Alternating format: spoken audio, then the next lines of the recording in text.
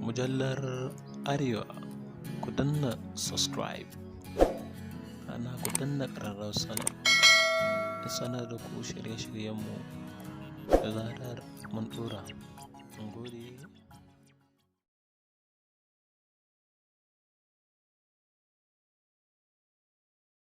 Assalamu alaikum. Barkanmu da ƙara haɗuwa a cikin wannan shirye-shiryenmu. Nan inda za mu nuna muku yadda za ka karanta message ɗin da aka goge ta hanyoyi masu sauƙi.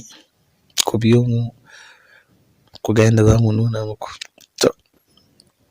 Hanya ta farko dai, nan za mu nuna muku hanyoyi ne masu sauƙi guda uku. Farko dai WhatsApp ya zama mafi manhaja da aka fi amfani da shi a duniya, wanda yana da kusan mutane miliyan 300 wanda suke amfani da shi na yau da kullum. Da wannan manhaja ya ci gaba da barbazuwa ne da wanzuwa tun shekara ta 2019, inda masu manhajar Facebook suka saki wani tsari wanda yake in mutum ya turo ma saƙo zai iya gogewa ba tare da wani ɓata lokaci ba. Yanzu yi tunani, ka tura message zuwa surukarka wanda gaba ɗaya matarka ya kamata ka tura, ko kuma ka tura gulman wani kuma ka tura wanda kake gulman shi a kai. Kaga shikenan sai mutane suka fara amfani da wannan tsari na goge message. Amma duk da haka, hakan bai sa mun gano hanyoyi na technology inda zai iya sa mutum ko an goge message ya ga abin da aka goge.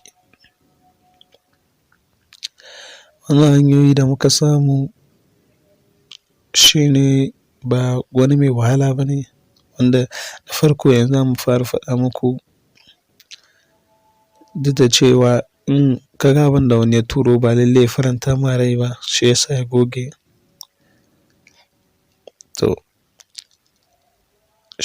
yanzu yana daga cikin mu cewa kowa ne wannan a turo ma abu a goge, lalle kuma za ka ji kana so ka san me wannan da aka turo aka goge. Ko an faɗa ma ba shi da amfani, zuciyarka zai ringa baka dai ya kamata dai ka dai sani. Amma yanzu lokaci ya yi da baka da matsala da har za ka gaya mutane ya kamata ka sani. Ka yi backup ɗin message ɗinka gaba ɗaya na kan waya. Kun fahimci backup ko? Ba ku fahimta ba, za mu saki video a kan shi. Idan kuka yi backup ɗin message ɗin gaba ɗaya na kan WhatsApp,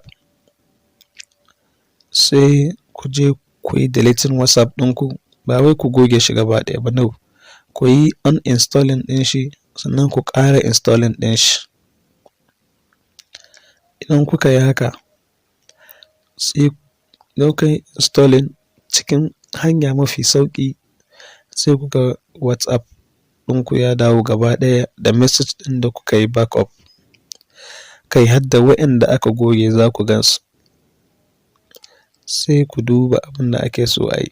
Wannan hanya ce ɗaya mafi sauƙi. Shine idan kuka yi, amma fa ku tabbatar kun yi backup. Idan kuka yi backup, sai ku goge WhatsApp ɗin, sai ku ƙara installing ɗin WhatsApp ɗin. A take a gurin za ka ga komai da komai sun dawo. Mun gode.